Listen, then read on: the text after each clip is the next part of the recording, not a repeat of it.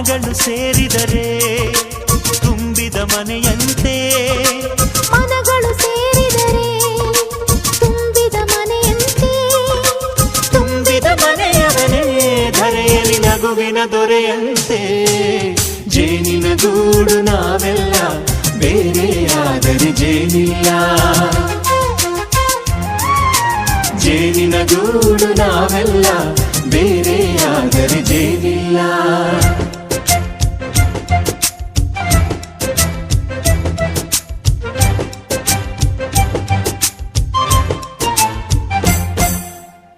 ಬದುಕಿನ ಬೆಂಡಿಗೆ ಅಂಟಿರೋ ಜೋಳದ ಕಾಳುಗಳ ನೋಡು. ಹೌದಪ್ಪ. ಸಿಪ್ಪೆಯ ಸೂರಿನಲ್ಲಿ